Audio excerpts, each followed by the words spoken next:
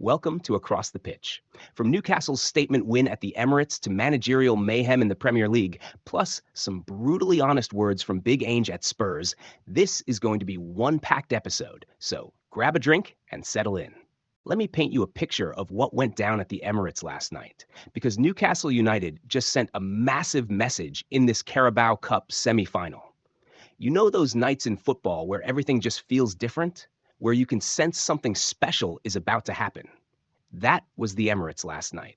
And at the heart of it all, Alexander Isak, a man who's absolutely torching the Premier League right now with 14 goals in 15 games. He picked the perfect moment to remind Arsenal what they could have had, didn't he?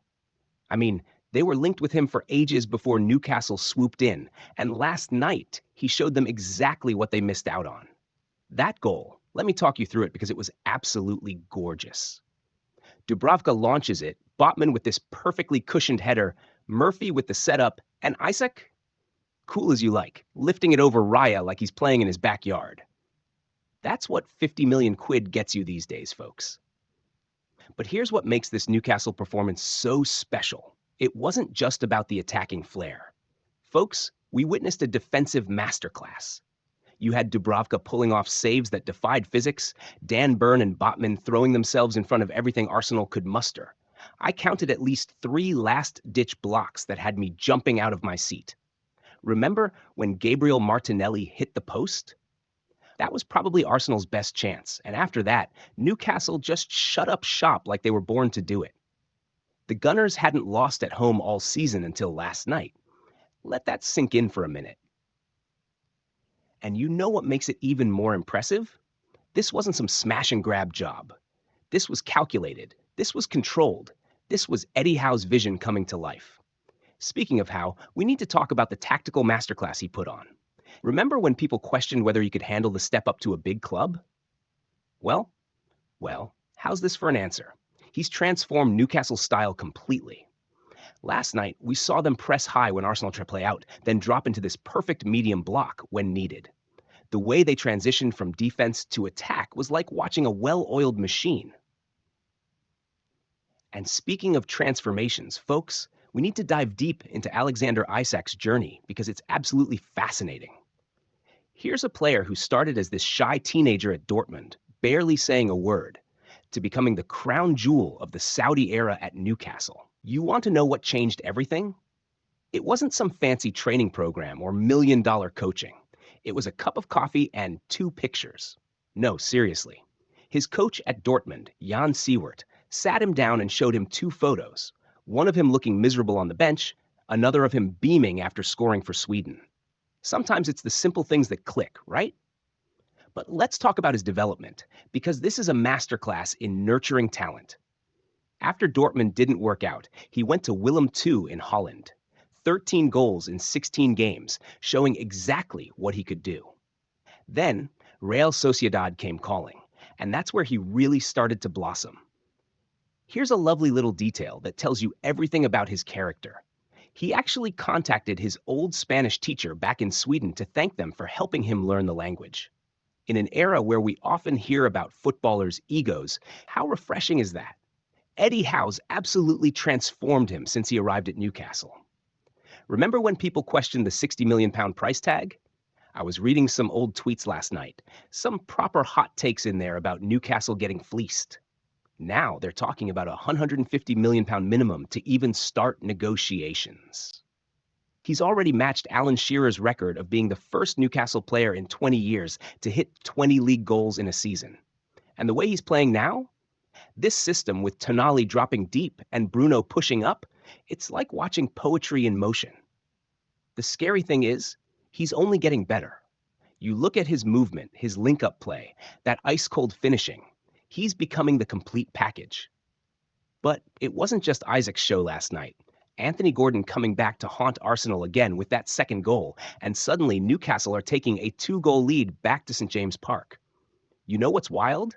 No team in the last 35 years has blown a 2-goal first-leg lead in these semifinals. And speaking of St. James Park, that second leg is going to be something else. I'm getting goosebumps just thinking about it. Newcastle haven't won a major trophy since 1969. That's 56 years of hurt. But this feels different, doesn't it? The transformation from last month's Brentford defeat to now is staggering. 7 wins on the bounce across all competitions, beating teams like Villa, United, Spurs, and now Arsenal. That's not just good form, that's championship caliber stuff. And look at their fixture list coming up. They've got a real chance to build on this momentum. The FA Cup tie this weekend, then 3 very winnable league games before that massive second leg. Eddie Howe's rotating his squad perfectly, managing those injuries, and suddenly they're looking like the team everyone feared they'd become when the takeover happened. Now, speaking of interesting times, let me tell you about what's happening at Spurs, because Ange just dropped one of the most honest interviews you'll hear from a manager. When he says even Mo Salah would struggle in this Spurs team right now, that's the kind of brutal honesty that had me spitting out my coffee. And let's break this down, because he's got a point. Spurs have lost 3 and drawn 1 of their last 4, including that wild 6-3 defeat to Liverpool. But here's what makes Ange's comments so interesting. He's not just throwing his hands up in defeat. He's talking about the foundations needed for attacking players to thrive. A solid defense, a team playing on the front foot, creating opportunities. None of that exists at Spurs right now, and he knows it. Let's talk about tomorrow night's semi-final against Liverpool, because this could be season-defining for Spurs. The mood around the club needs lifting, and what better way than knocking out the team that put 6 past you a few weeks ago? The good news for Spurs fans is they've just tied down Heung-min until 2026, and that's massive news. The guy's got 169 goals in 431 appearances for the club. Those are the kind of numbers that make you a legend. And Ange made another fascinating point about Son. Put him in this Liverpool team right now, and his numbers would probably be just as impressive as Salah's. It's all about context, isn't it? But folks, if you want real drama, grab your popcorn, because what's happening at Goodison Park and the London Stadium right now is better than any Netflix series. Let's start with Everton, because this is getting properly dicey. Sean Dyche is hanging by a thread. 3 wins all season, goals drier than a desert, and now with the Friedkin Group takeover, you've got to wonder if his days are numbered. The stats are absolutely brutal. Let me hit you with these because they tell a story. Only 3 times in Everton's entire history have they scored fewer goals at this stage of a season. They've got the lowest expected goals XG in the division. And get this, in 11 out of 19 games, they haven't scored at all. When your former player Leon Osman says doing commentary on your games is tough because nothing happens, you know you're in trouble. Social media is absolutely savage right now. I saw one Everton fan comparing watching their team to watching paint dry, except the paint's probably more entertaining. But jokes aside, this is serious stuff. The Dyche situation is fascinating because it's not just about results anymore. It's about identity. Jamie Carragher's analysis was spot on. They're playing like a team from the 90s, and not in a good way. No shots on target against Bournemouth, none against Arsenal. This is Premier League football in 2025, not 1995. And here's the kicker. They can't even spend their way out of trouble because of those PSR, Premier League sustainability rules, restrictions hanging over their heads. Dyche knows his contract's up at the end of the season. And with these new owners in place, you've got to think they're already planning for life after Sean. And just down the M62, West Ham are having their own crisis. Julen Lopetegui's position is looking about as stable as a house of cards in a hurricane. Graham Potter's been spotted having chats with their technical director, Tim Steighton, and we all know what that usually means in football. The timing of this is incredible. Steighton's suddenly not working at the training ground anymore, officially to work on transfer targets. Yeah, right. We've seen this movie before, haven't we? It's like when your partner says they're just going out for milk and takes their passport with them.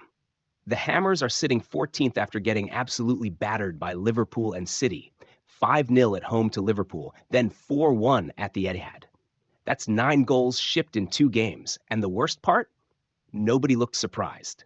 The fans after the Liverpool game were beyond angry. They were resigned. That's when you know things are bad. Lopetegui was brought in to change the style, to move away from what people criticized Moyes for. But if anything, they look worse. They're 7 points above the relegation zone, which might sound okay until you remember this is a team that won the Conference League last season. The January window is going to be crucial for them. They need a striker with Bowen out with that broken foot, and Antonio still recovering from that car crash. But here's the million-dollar question. Who's going to be in charge of spending that money? The beautiful irony in all of this is that Graham Potter's name is being thrown around for both the Everton and West Ham jobs. Talk about being a man in demand despite how things ended at Chelsea. But when you look at his career trajectory, it makes perfect sense. This is a guy who took Östersund from the Swedish fourth tier to the Europa League, transformed Brighton's style completely. And even though things didn't work out at Chelsea, his track record of improving teams is undeniable. The big question is, does he fancy jumping straight back into a relegation scrap? Because let's be honest, that's what both these jobs could turn into if things don't change quick. His style would certainly be a massive shift for both clubs. We're talking about a manager who's obsessed with possession, playing out from the back, rotations in midfield. It's literally the opposite of what both teams are doing right now. But maybe that's exactly what they need. A complete reset, a new identity, a fresh start. That's all for today's Roundup, folks. From Isak's heroics to managers walking tightropes, it's been another wild week in football. Keep your eyes on those dugouts because something tells me we might be seeing some changes before next week. For Newcastle fans, start planning those Wembley trips. This could be your year. For Everton and West Ham supporters, well, maybe start brushing up on Graham Potter's Brighton highlights. And for everyone else, strap in. Because if yesterday is anything to go by, we're in for one hell of a ride as we head towards the business end of the season. This is Across the Pitch, over and out.